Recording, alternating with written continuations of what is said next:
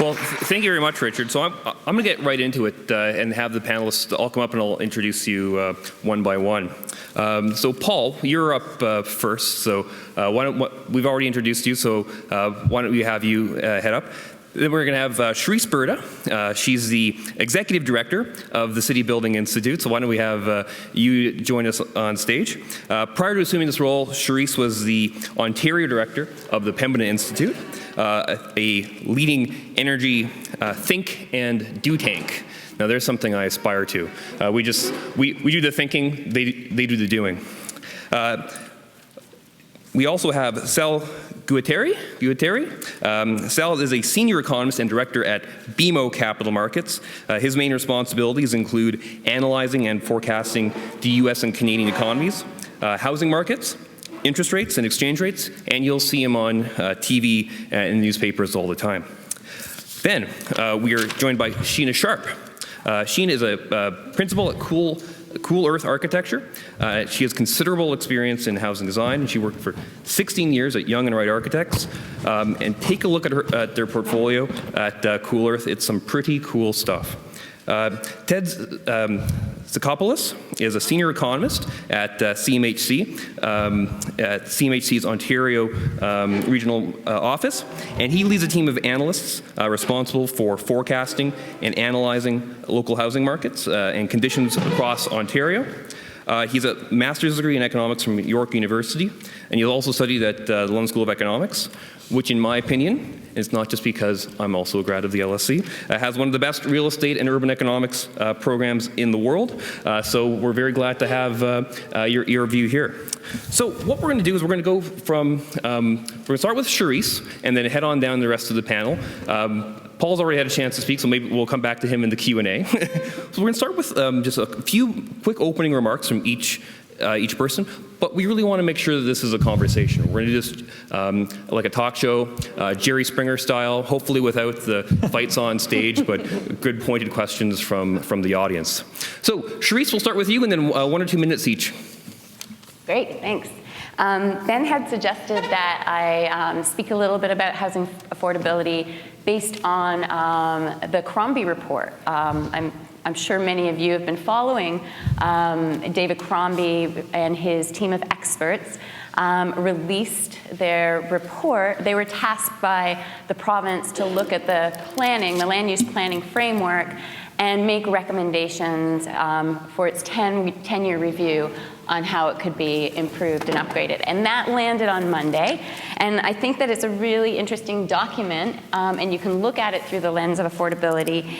And because one side of the equation of affordability is where our growth happens, how it happens, and how that leads to affordability. So to explain some of the outcomes of the Crombie report, and I've gotten through most of it, it's a big document, just starting with an example with, say you have a family, a young family that's living downtown Toronto, or even downtown in one of the suburban municipalities like Markham, and they're living in a condo, and now they have 2 kids, and they have to figure out a place to live. So they can either choose to scrunch into a condo, or they do the usual drive till they qualify for a mortgage and get further and further into a car-dependent suburb. And what happens there is often that dream, that dream of owning a home can turn into a nightmare of commuting times and congestion, and that the price of the home can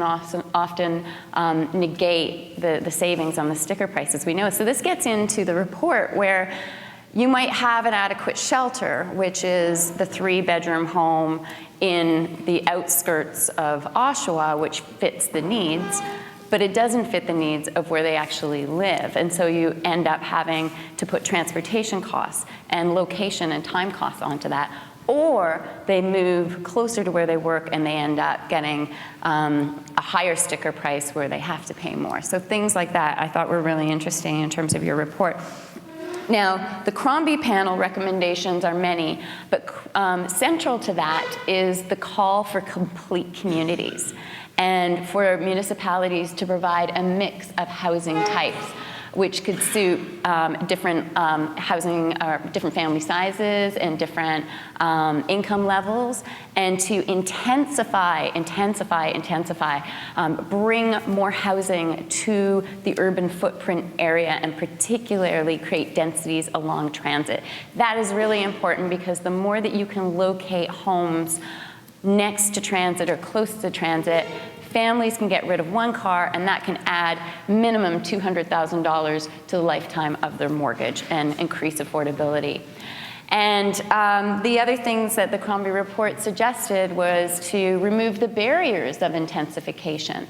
So right now there are so many barriers facing developers that make it more expensive to build in some of these preferred locations which are close to transit, and it's more affordable than to build further out, and that gets passed on to home buyers. So changing some of the zoning bylaws, looking at ways of doing as of right zoning to make it more cost effective and less prohibitive. And the other idea that Crombie had was to do things like reduce minimum parking requirements. So for example, I live in a mid-rise condo, and I have a parking spot that I don't use because I don't have a car, because I live next to a subway, 4 streetcar lines, the GO and the Up Express. Yet I have paid the $50,000 to $60,000 price for building an underground spot that gets passed down to the home buyer. So his report, I'm not going to go through everything, but it also includes things like including secondary suites that can increase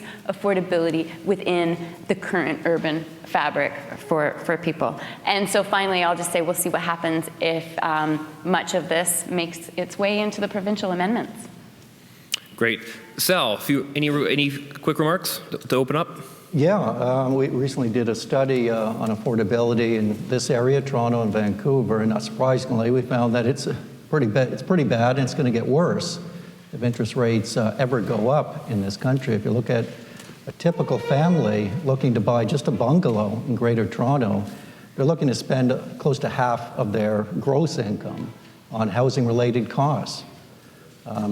If interest rates go up, you can add another 10% or so of income to that figure. In Vancouver, it's even more ridiculous, 70% or so of gross income. So that's before taxes, before other finer things in life like food and clothing, just going to housing. So it's a big problem. Why? Well, demand and supply, not a whole lot of supply left in both areas of serviceable land to build detached properties in particular. And demand is just crazy hot in both regions. I mean, if you look at the young people in this country, that millennial cohort moving right through their prime home buying age right now, and will remain a force for quite some time. This region is generating a lot of jobs, so pulling in a lot of international migrants as well. And no doubt, I mean, you don't get house prices going up 10% in this region, 15% in Vancouver in the past year, unless there's something other than incomes and traditional demand factors pushing it up. There's obviously a lot of foreign wealth apparently being poured, in particular in Vancouver, but probably also here. So what are the consequences? Well, you're basically left with lower quality of life, more people spending time in their car trying to get to work, or just cramming their families into ever-shrinking condos. And you end up with an economy that's going to grow slower and is more vulnerable to a downturn than what would otherwise be the case. More people are spending a greater share of their income on their housing costs, leaves less money to buy other stuff. And those people are increasingly susceptible to a financial shock, spike in interest rates or loss of income. So poor quality of life and slower potential economic growth in this region in particular because of the unaffordability issue. Perfect. Sheena. Okay, so architects and designers are trained to get the most, so given a set number of resources, to train to get the highest value out of those resources. And that's practically the definition of design. How do you get the most out of a set of resources? And the trends that we've been seeing is that we're getting less and less resources to work with, less and less money. We're also seeing a lot of misplaced resources through lack of coordination, mostly of government policies that say do this and this, and they contrast, so you end up wasting money that's a loss to the overall system. One of the examples that we see is the planning process. It's getting more and more precise in the answers that it wants that may or may not fit the solutions. It's the Ontario Association of Architects did a study that said, on average, one of these horrible averages, that it's somewhere between $6,000 and $8,000 per unit is being paid in the planning process. Accounts for about that per unit, and so that is something that can be looked at. And the other thing is through the planning process, the municipalities seem to be downloading other provincial policies, like the archaeological studies and everything, that are really building the municipal requirement for meeting a public policy through getting the housing industry to pay for it. And so those things have been multiplying and exploding, and I think we have to look at that. I mean, one solution that everyone knows about is things get smaller. You know, we have a finite number of resources. We can keep doing the things the way that we always do them, and everyone gets a little bit less. And I think from a design point of view, we're actually hitting the edge of that. I mean, how low can you go and still call it a bachelor apartment, or is it a room, right? And so at some point you have to say, well, you know, I think the strategy, it's a solution, yes, but maybe we need to look at the whole system, and maybe we need to look at other solutions. And finally, the trend that I see that is going to impact on this is climate change. I mean, Glenn Murray just stood up in Paris and said that all of our existing buildings have to go to near net zero, and all of our new buildings have to go to net zero. And when you do the math, his math is right. This is where we are going to have to be. So I agree with that. That's great. Except then I think, oh my God, we have to overlay this on housing affordability. What's it going to look like? Because meeting those, we have all the technologies we need to meet that challenge. We know how to do it. But it's very capital intensive. So suddenly, in an environment where we are trying to conserve resources and put them in exactly the right place, we have this whole new challenge to meet that is going to require a whole new set of resources. So I really think that this study, what I'm hoping for from this study, the second phase of this study, is to be able to pinpoint some of the things and the opportunities that we have so that we're not wasting resources, so that we are coordinating policies and we are able to deliver something that you could actually live in. Great. And Ted? Well, there's a whole host of factors that are impacting affordability, both within our borders and outside our borders. I mean, house prices have really been the big factor causing affordability to erode. I mean, interest rates matter, income growth matters, foreign investment matters. So I don't think we're going to touch on all these factors here today. So what this means is that the recipe to improve affordability or address affordability is equally as complex. That doesn't mean we should stop trying. We should come up with innovative ideas in helping improve affordability, because we know affordability impacts financial stability. And while most Canadians are well housed, we also know that there are a large number of households that are in core housing needs. So it is a very timely topic and seminar, I guess. Sure. So let's use this Q&A to help Paul and Richard, the team at CanSIA and ResCon, get a little bit more into the actual drivers of the problem of affordability and how to solve the problem. So I'll start the Q&A. We'll get everyone warmed up with a topic that's near and dear to my heart, Section 37 of the Planning Act. Oh, I guess the group knows what this is. Normally when I go around and I talk about Section 37, it's sort of like people assume I'm talking about a page of a book or something like such, a section of a book. So I guess a couple of you raised the question of zoning and the cost of zoning and the importance of as-of-right zoning. So maybe I'll go back to Cherise and Sheena to get into, I guess, a little more of what they think is a problem in the zoning system. Is Section 37, for example, a major issue, not just in Toronto, but in the rest of the GTA? Or are there other parts of the zoning system that we really need to be thinking about? So why don't we go with you, Cherise, and then Sheena? Okay, I'm not an expert on Section 37. I'll opine about Section 37 if needed. But what I do know is in doing research for a couple studies recently, one that I co-wrote with Mike in the room here, Make Way for Mid-Rise, one of the barriers that we found to making mid-rise development cost-effective, both for developers and then passed on to home buyers, was the problem with zoning and the problem with approvals, and the fact that, in the current situation, you do one approval at a time, which is costly, it doesn't create certainty for developers, and it doesn't help certainty within the community as well. So as of right zoning is to take an entire area or an avenue and you zone it using a development permit system perhaps, and you zone it for particular uses all up front, so that when a developer goes to build, they don't have to get approved for a certain height. That's already been approved. And the good part is that at the upfront, you put in all those goodies that you would try and extract through the Section 37 process. So instead of each case by case sort of fighting to get approval, and yes, you can be approved if you give us this or give us that. Those goodies are then negotiated up front with the community, where they can get a sense of what their neighborhood is going to look like, and whether that's the type of services that they're going to have, or affordable housing units or things like that. So it's just really helpful in that regard to reduce the cost for the developers, and then by virtue the cost for the home buyers. Very good. Sheena, any reactions? I agree with everything Cherise has said. I would like to add that there's this side effect that has happened, is that because of the cost overlay of the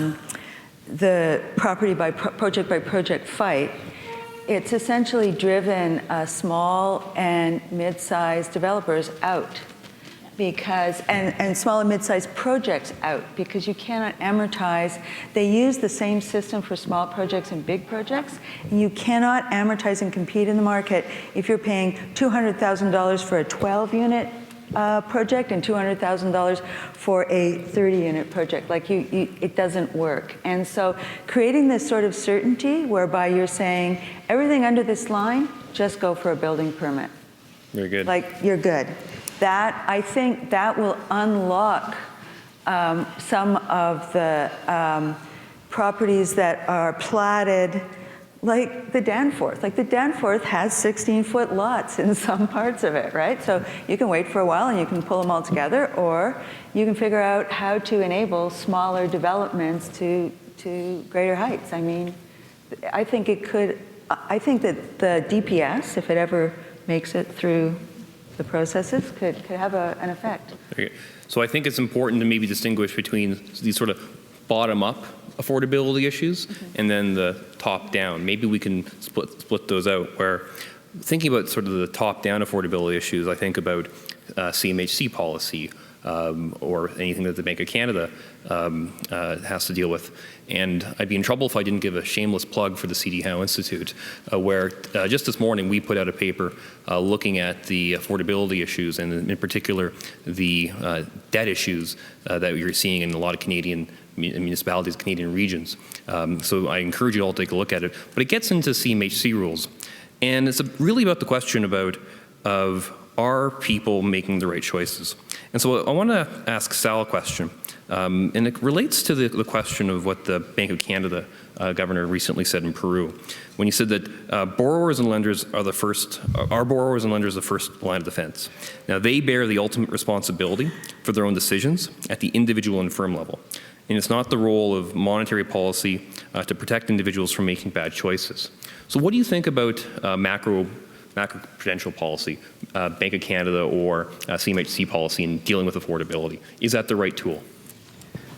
Well, I agree with the governor of the bank that monetary policy is a pretty blunt instrument for dealing with a macro-prudential issue like housing affordability and how do you restrain housing costs. If he was to raise interest rates, yeah, that would certainly cool Toronto and Vancouver's housing markets, but would certainly kill Alberta and Saskatchewan and Newfoundland, three regions that are really under pressure from collapsing oil prices. So basically, he doesn't have the tools to deal with possible housing problems and affordability in those two regions.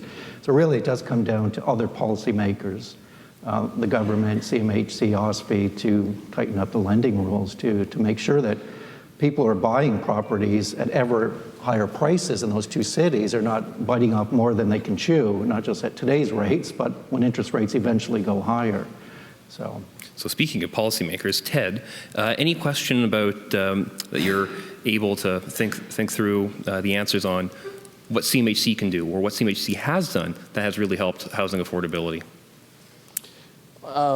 There's been a number of programs, as you know, the Affordable Housing Initiative that was launched, I believe, my memory, I'm getting old here, back in 2005. So the federal government has invested $2 billion annually, $19 billion in total, in trying to encourage more rental affordable housing investments. There's talk that as part of the new government platform that some federal lands could be made available to build more affordable rental housing on, so that's certainly a positive thing. You know, there's also been some of the new mortgage parameters, right, that have come in. You know, a lot of observers look at that and say, whoa, that's not helping affordability, that's actually causing affordability to erode further. However, if you think back to some of the comments that were made earlier about you know, crowding out and, you know, maybe taking some of that steam out of the market, so there is a role there. So there's been some things that have been proposed, or some things that have been done in the past. But you know, there's obviously a few more things in the platform that could get addressed in the foreseeable future. So I'll throw one question over to Paul, and then we'll get into open Q&A, which is, Cherise wants... Can I respond to that? Sure, of course. Go out of turn here? Okay. I'm failing in my role as moderator. I just want to throw a crazy idea out there about the idea of location-efficient mortgages, which is tried in other places, including the US. And to give that context is when we did, when I was with my Think and Do tank, we did a series of studies with RBC on housing affordability as it related to location, and did find that when home buyers were buying in car-dependent suburbs further away, their transportation costs were taking up half of their budget. Like their home buying budget was half transportation, half house. And it's hard for people to wrap their heads around that when they're first purchasing a home, because they just see the sticker price.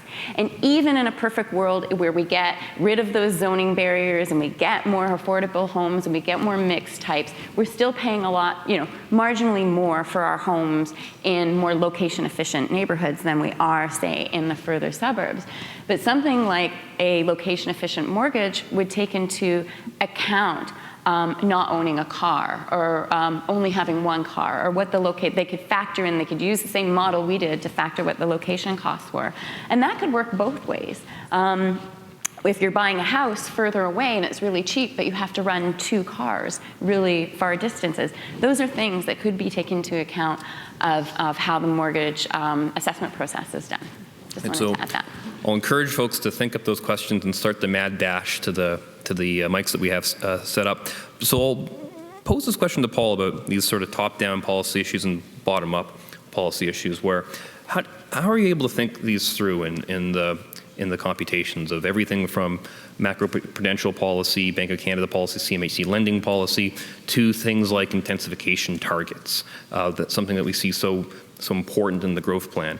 Whereas there are other things like the green belt, where there's a lot of debate as to whether the green belt or the intensification plan is really driving housing affordability issues, and we can get into that discussion too. I think there are a lot of people here who have some strong views one way or the other. But how do you think that you can fit these into your analysis? Okay. So with technology and data in the last 15 years, there's a new breed of calculating and doing analysis. It's called agent-based modelling. Basically, you model society as you see it, as it physically represents itself. So individual households in this platform are modelled. People are going to work, people are healthy, sick, retiring, traveling every single day. And by modelling each and every municipality across the GTHA like this, and using survey data, Statistics Canada data and other data, you can begin to get a sort of synthetic view of society and what it's doing, how it's doing it, what industries are growing, what are not, and things of that nature. And then you're also modelling governments, each tier of government, all the industries that economic prosperity is built on and things of that nature.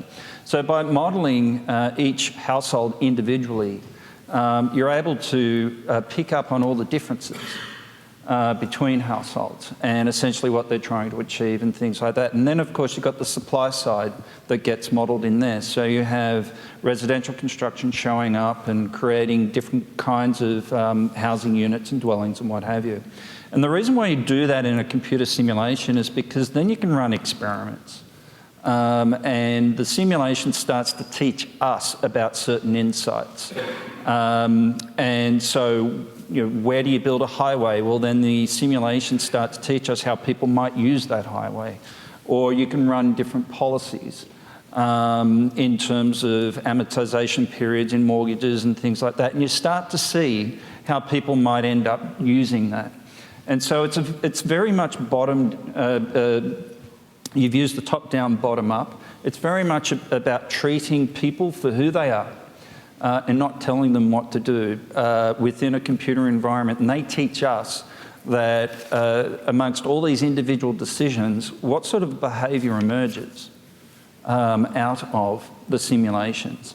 And agent-based modelling is not about predictions.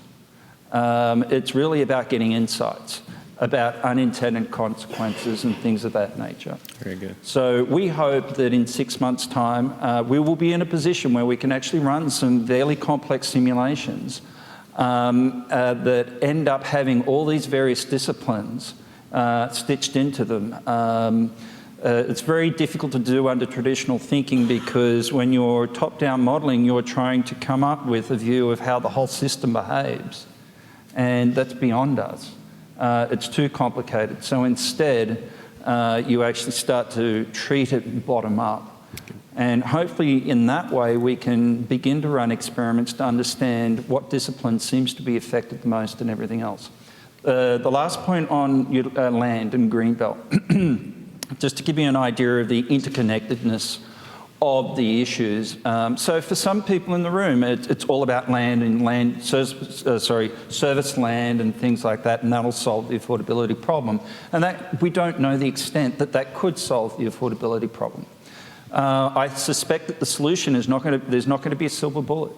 It's going to be an inventory or a portfolio of things that need to be done where you're poking the system in different places in order to be able to start to relieve pressure. And that's how these computer simulations can help. But the point I'd like to make is if the residential construction industry and government policy is supporting the formation of higher cost housing, bigger houses or really, really small condos, if you release land to that very process, you're actually underwriting a higher cost of shelter for future generations. And so it's not just about land.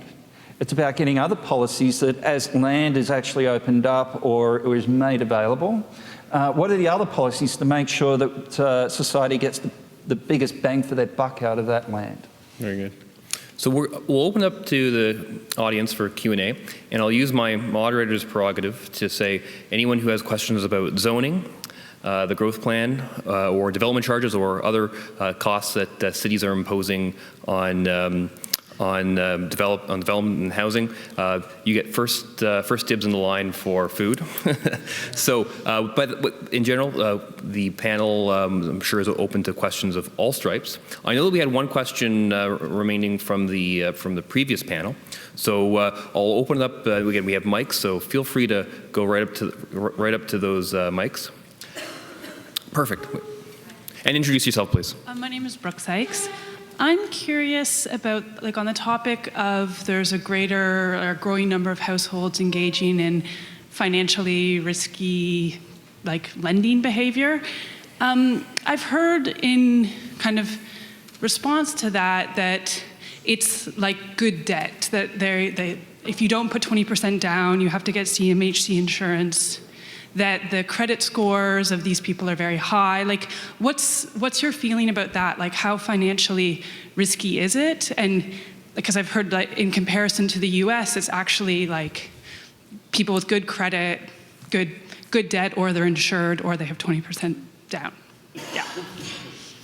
You want to tackle that? Sal, I'm looking at you. I can start off. Yeah, I'm quite confident that most of the mortgage debt in Canada is so-called good debt. It's being issued to households that can afford their house, even at higher interest rates. They have to qualify at higher interest rates generally. The lending standards are very rigid, especially after 4 consecutive tightenings of the mortgage rules since 2008. So I'm not too concerned about the so-called traditional mortgage market, the bank-led, regulated market. The Bank Canada policymakers and we are becoming a little more concerned about the non-bank lending market, less regulated market, where you're seeing the strongest rates of mortgage growth in the past couple of years. We don't know whether the money being issued to many of those households will be paid back over the long term, whether these households can afford what they're taking out, certainly at higher interest rates. So that is a concern, because we just don't have the data on who's getting those mortgages. Paul? Yeah, good debt. It sounds like the conversation is, well, there's some good credit. But think about debt. You borrow money in order to be able to buy, say, a house. Housing prices have more than doubled over the last, since 2000. Debt in the system's almost doubled. So there's a lot of debt going to fuel the inflated values of homes. Now, that's debt that ultimately could have been used for manufacturing or actually creating stuff. So I would question whether there's good use of debt within the economy, and there may be some good credit, but I'm not sure I'm not sure the data exists as to truly understand what mortgage fraud's in the system.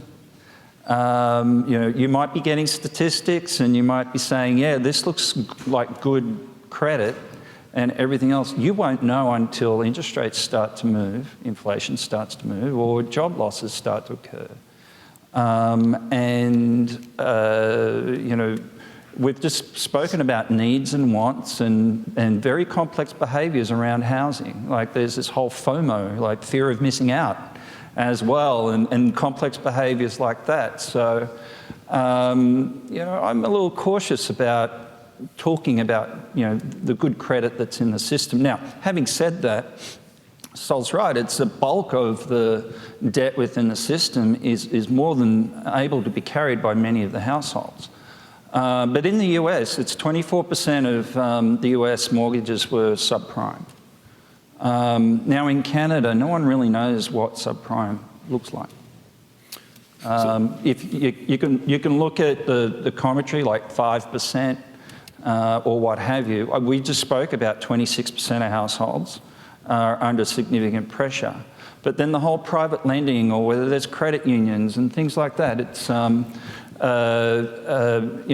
and 24% of subprime, about 40% of that actually started falling into delinquencies and started to sort of trigger a sort of a vicious cycle that ended up being the financial crisis of 2007.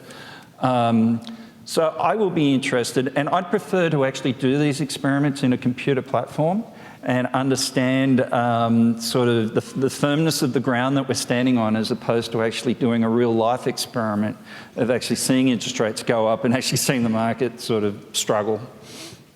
Well, I guess that's the closest way to playing God. So Ted, any points on this? Because I think a lot of this abuts CMHC policy. Well, I mean, the proof is in the pudding. Credit quality in Canada remains exceptional. I mean, we're the darling of the world. I mean, if you look at any metric on credit quality, whether it's the mortgage, the residential arrears rate, or the claims rates, You're looking at 0.2 of a percentage point arrears rate on residential mortgages.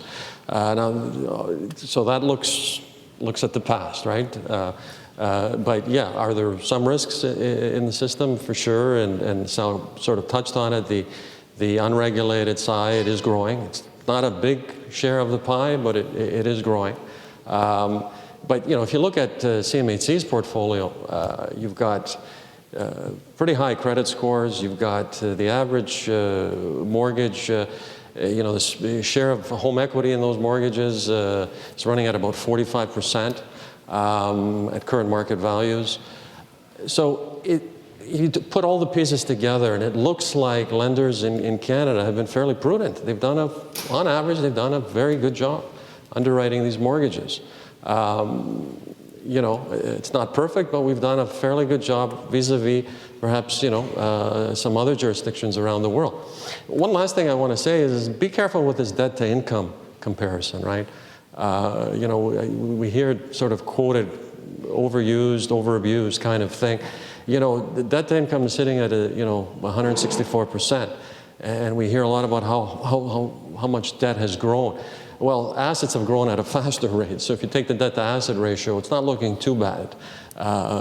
So good debt versus bad debt, mortgage debt, probably good debt because it's secured by an asset, right? So I think we should be proud as Canadians that we've done a fairly decent job on the lending side. Shameless plug number 2 for CD House Institute work, where it's the key conclusion of the paper that came out today isn't necessarily about the averages, it's about the people at those very far ends. It's thinking about how far out some of these debt ratios are.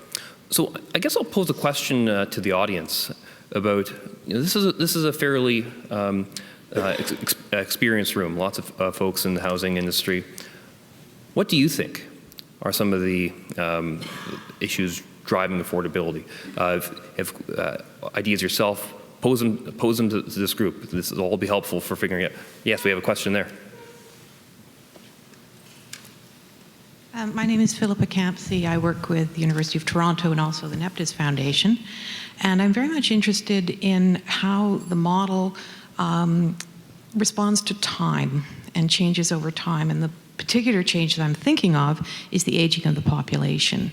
Neptis did a study earlier that showed that partly, because, there are many other factors at play, but one effect of the aging of the population in certain areas when people age in place is that you see population decline, pockets of decline in the urban area, which lowers the density and so forth. So I'd just be interested to find out how the model responds to that kind of demographic change over time. Yeah. So because you're modeling individual people and households and everything else, you're able to trace what they did in time. So as a household or an individual gets older, their consumption habits change. Their need to borrow changes. Their dependency upon income, wage income versus interest rates and dividends changes. So we're able to sort of pick that up. In the modelling world, it's called longitudinal modelling. Now, the thing is that you don't know what someone's going to do day to day, month to month, year to year. So you run 10,000 versions of the province, and you start to see certain behaviours that are persistent under every sort of version under the future, and that's what we would call an insight. And so, to answer your question, this kind of modelling deals very well with that. And it also deals very well with what you would call heterogeneity, which is basically that we're all different. And depending upon our local situations, we can behave differently under different circumstances. And that's why agent-based modelling is actually really good for that kind of thing. The other thing is that just coming back to debt and systemic risk, it doesn't take a large part of the society to, as 2007 taught us, it doesn't take a large proportion of society to come under pressure to start to see the dominoes fall. And so in agent-based modelling and in our everyday lives, the way things are connected becomes important. So I don't see a lot of financial risk for the banks. But you'll be interested to see that, you get a few defaults here and a couple of job loss there and everything else. The way things are connected can conspire to actually start to create some big movements in capital and crisis. And that's what the central banks learnt in 2007. So it's the fact that we're able to autonomize almost individual households and then begin to appreciate how they might be connected, that we can actually use computing power now to sort of help computers teach us what connections seem to be bad ones or what connections seem to be really risky ones. So, if I could add, yes. Ben, everyone talks about the demographics weighing against our economy. We're going to have a slower economy. People are going to work less. Well, it's actually quite favorable for debt. We're going to end up carrying, on average, less debt than we have today because as people age and seniors, although they are carrying a little more debt now than years ago, they're certainly carrying a lot less debt than younger age cohorts. So we're going to see our debt ratio most likely, especially when interest rates go up, trend downwards over the next decade or two. Yes. Well, demographics explains 2/3 of everything, so according to the old David Foote mantra.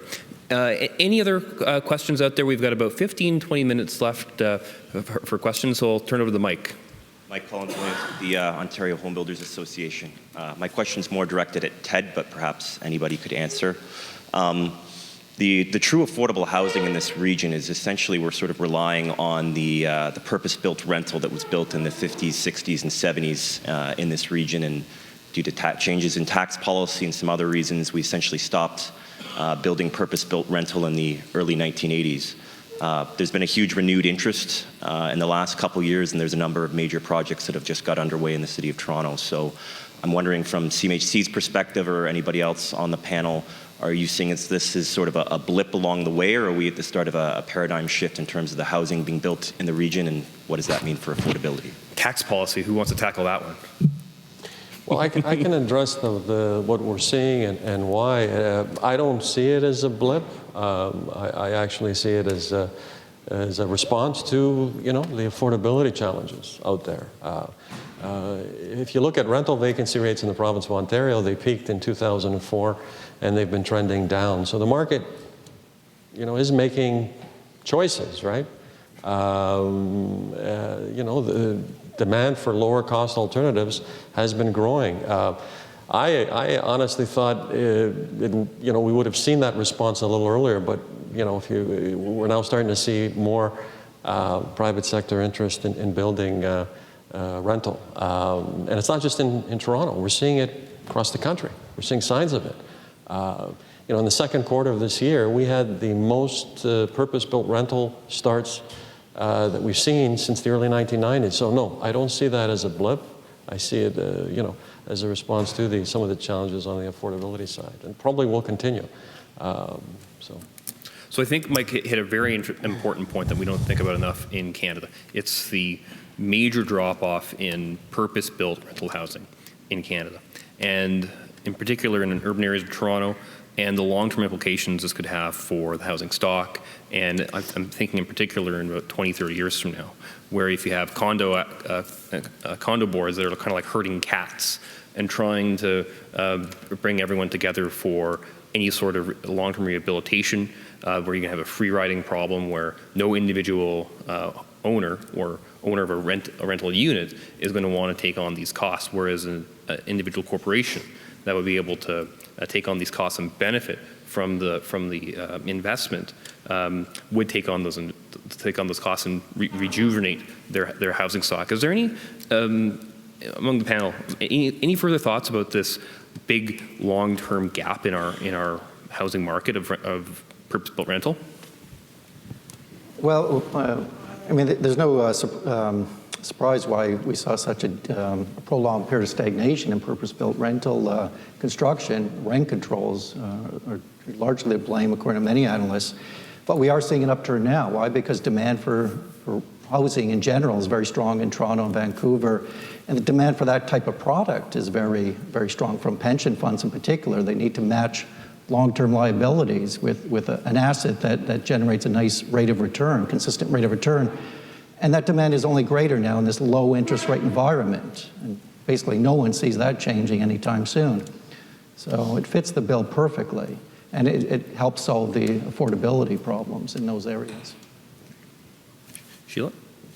Well, I don't, I'm not sure I feel really qualified, but the part of my understanding from just some of the people I've worked with is that the tax rates for multifamily residential as a business were much higher than, so you would be taxed at a much higher level than you would be if you bought a house, and that's a political mechanism. I mean, they see single-family homeowners as voters and tenants as fly-by-night people who are somehow going to be somewhere else next year.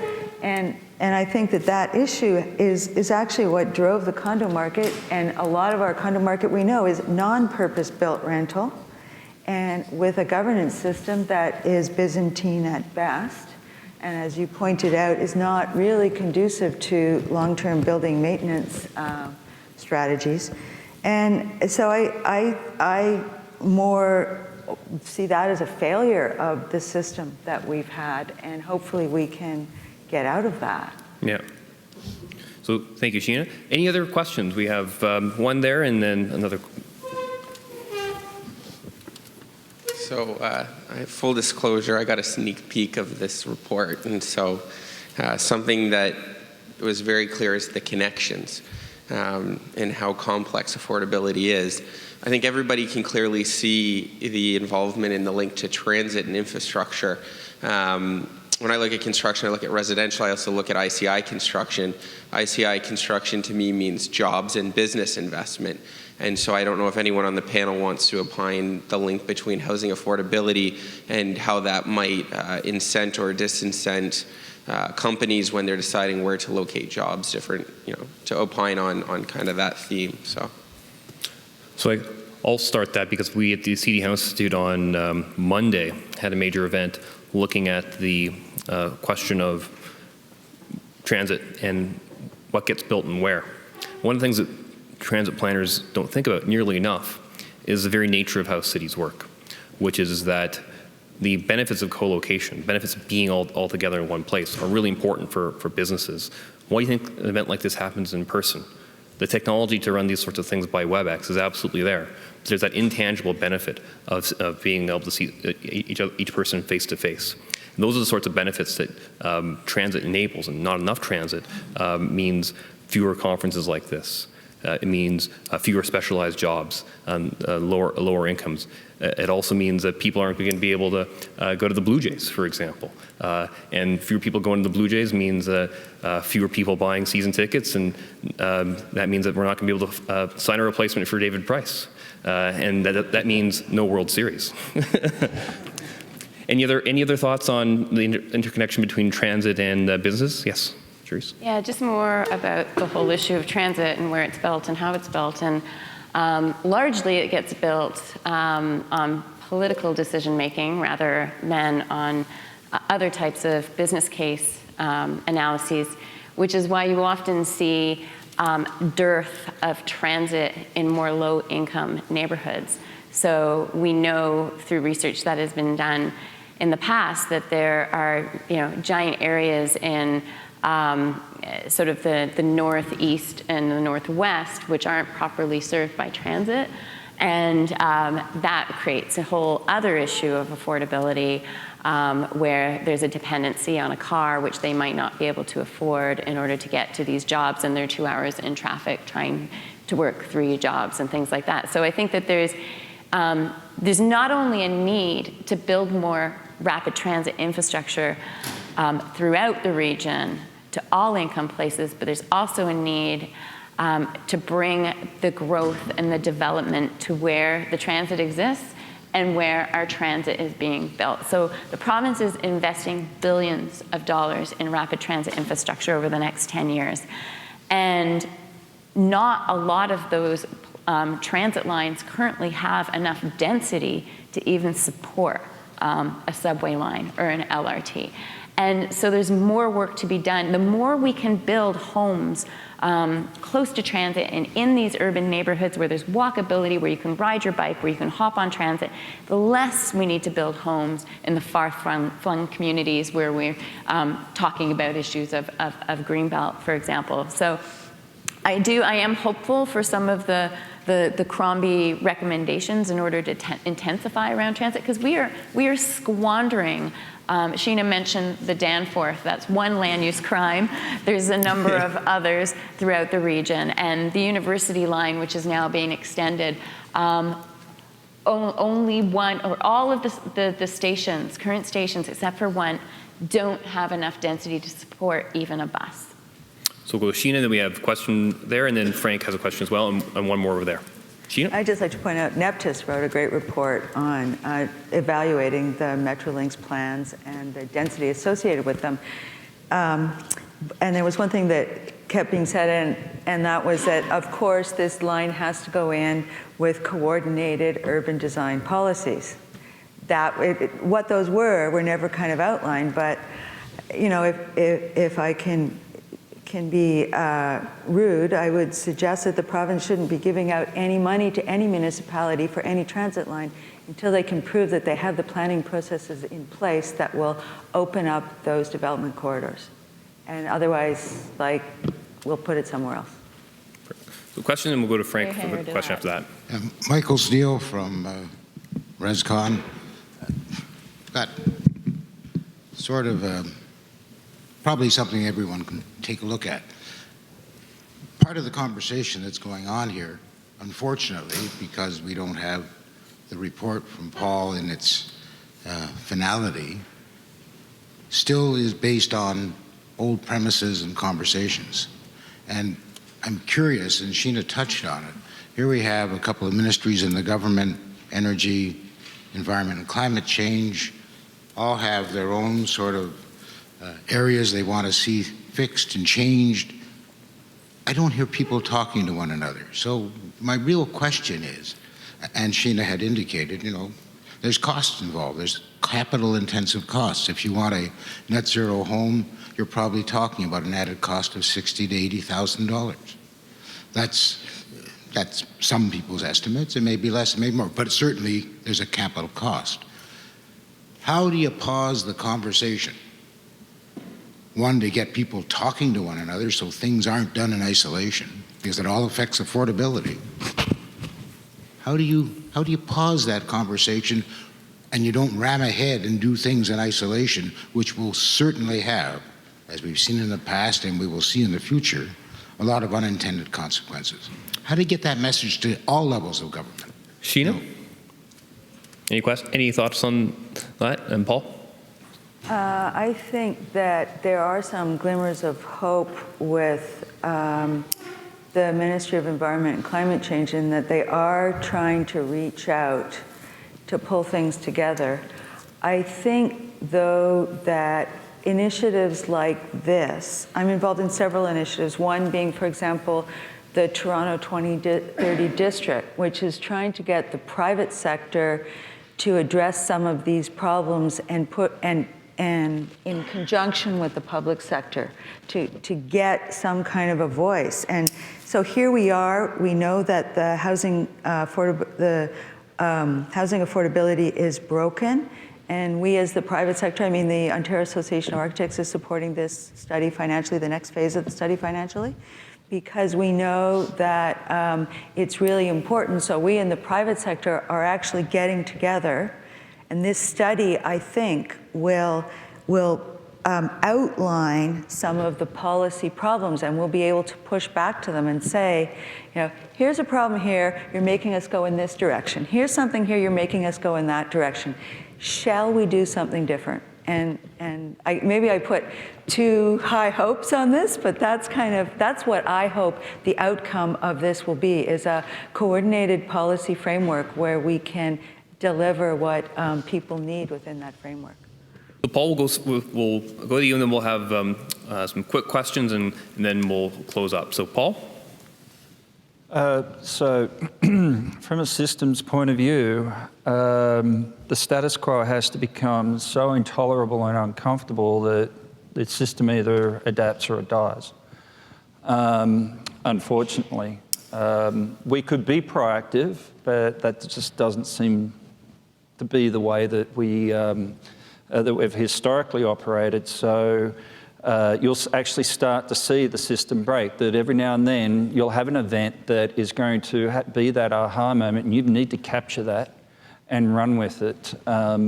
The other aspect is, and this is picking up on Sheena's thoughts, is if you want to break the status quo or start to move the status quo, you've got to put it at risk. You need to start to make the status quo uncomfortable for the stewards of the system and policymakers and things like that. And that ultimately comes down to measurement. There's a lot of hiding places in housing and affordability, because I don't believe that people really are measuring a lot of the multidimensionality and the colour in this topic. We're talking about credit and good credit and things like that. And yes, in most part, there is good credit, but, we've done our own little mini surveys, and most of what credit agencies see about the credit of an individual, they don't see a bulk of the credit. So anyhow, I'm getting off topic, is getting back to the point of we need to measure. And we need to be able to talk about consequences of if you go that way versus if we go this way, what are we trading off? And let the powers to be to sort of make the decision of whether we are making right trade-offs or not. So speaking of powers to be, I'll let Frank ask a question. And we have one question over there, and we'll see how we're doing for time. I'm an economist of the traditional school, I guess, but to me, economics is housing market is very simple. Prices are determined by the interaction of supply and demand. So let's look at single-family ownership housing units and see what's happening in that market. Well, TREB tells us this year we're having a record number of sales in the Greater Toronto Area of single-family houses, also condominiums, but single-family houses. So demand is extremely strong. It's been going up and been very strong in the last decade. The last decade, we are building this year, and in 2014, half the number of new single-family housing units that we built 10 years ago. Okay, so and single-family, what I mean is single, semi-townhouse altogether. So not apartments. We got lots of apartments. We don't have an escalating ownership problem with condominium apartments. What we do is single-family houses. So I would just like to ask the panel. We know demand is very, very strong, as the TREB numbers show us, for single-family houses, not just in the City of Toronto, throughout the region. Prices have been going up in the index of TREB in every region across the GTA, equal to percentage terms, equal to what's been going up in the City of Toronto. So it's not just the City of Toronto, it's the region. Why then, if demand is so strong for single-family housing, why are we building half the number that we did a year ago? Question.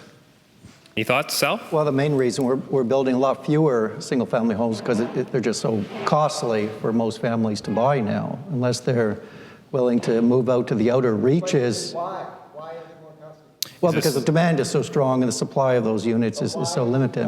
Why do builders who build single-family houses, something like finding service land, might that be a problem? Or just doing something like that? If you turn this into a question about the growth plan, you get the first dibs at lunch.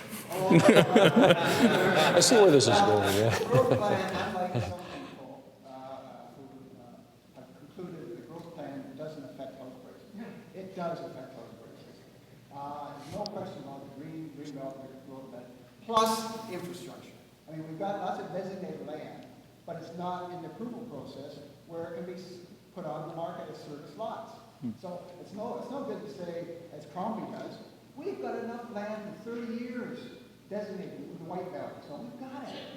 But if it's not available to build housing on, then we don't have it. Good. And the growth plan is part of that. So why don't we just have the one last question, and then we'll turn that into... So we'll take one last question, and we'll turn it into closing remarks, because we are the last question before lunch. Guatieri from Ontario Ministry of Finance. My question is about foreign investment. As far as I know, there is no reliable data available on foreign investment, and it's really hard to measure. So how big do you think is foreign investment in Toronto's housing market? And to what degree foreign investors are impacting housing affordability in Toronto? Any thoughts on that? And then turn that into some quick closing remarks. I think you answered one of your questions, and that is that one of the reasons why we're unable to determine the exact impact foreigners are having is because we don't have good quality data. Now, CMHC has taken some baby steps. A couple of years ago, we introduced a new question to our condo vacancy rate survey, asking property managers in these buildings, what percentage share of your units are owned by individuals with their permanent address outside the country. So we were able to get some information there for Toronto, Vancouver. We've expanded that to other markets. We've released some of that data. It's on our website. For instance, you're looking at about 3.5% foreign investor share of condominiums in Toronto and Vancouver, something smaller in some other markets. But this is just condos. So there's more work that needs to be done. We need more data, and our president has been quite transparent about that. Are we measuring everything? Are we capturing everything? No. We've been transparent about that. We need more data, and we've identified this as a data gap, and we will be looking at other sources of information. What impact are they having on prices? Again, it's really data-driven. We think there is some effect there, but we can't quantify it until we're able to get more information. But what is the risk? I'm just going to throw the question back to you or anybody. What is the risk behind foreign investment? Does anybody? Yeah, what is the risk? Okay, so it's an affordability issue for sure. What other risks are there out there?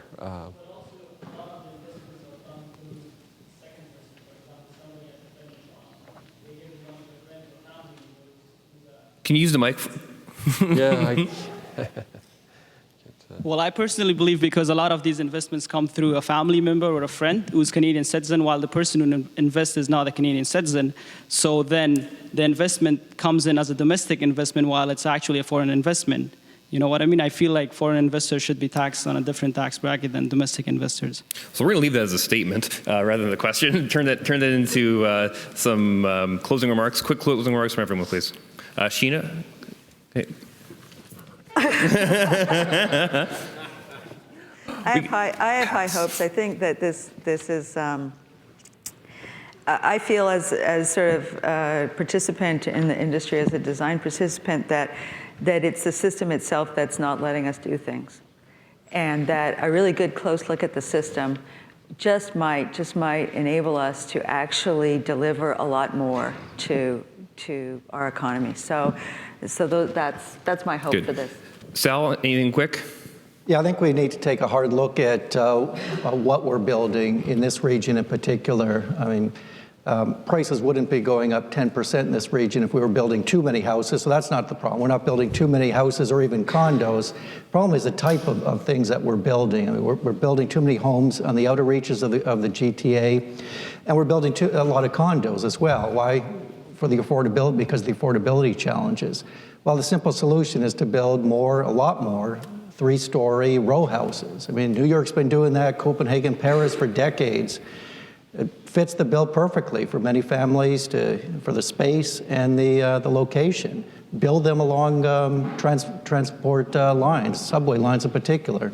I think governments and builders need to get together to meet that challenge. I totally agree, and to build on that, we also need more mid-rise, more stacked townhouses in those neighborhoods, not just downtown. We're talking about suburban municipalities as well, where a lot of our transit lines are actually going. And the thing that I think is also really important is making use of that infill development, the laneway homes, the secondary suites, things like that we're seeing in the Crombie report. But one thing I just also want to point out, while we're talking about what governments can do, a municipality, what province can do in municipalities, we also need to look at what's happening in with our councillors and the opposition to some of these things that are being built, whether it's affordable housing units, whether it's a mid-rise. We need to actually, as the point was made that some of our neighborhoods, established neighborhoods, are actually losing population. Some of these types of buildings can bring back that population, which we need for our tax base, which we need to support our services and support our local businesses. But then we have the neighborhood residents and the councillor saying, no, we don't want that in our backyard. Paul, 15 seconds because you're the last person between us and lunch. Sure. We look forward to the next step of our research to be able to get a lot of this data and connectivity inside so that we can begin to understand some of the unintended consequences that could be occurring, and we can start to sort of get a better handle of the size, the shape and the direction of affordability and help support an evidence-based debate on the matter. Perfect. Thanks. Let's hear it for the panel. I'll throw it over to Richard.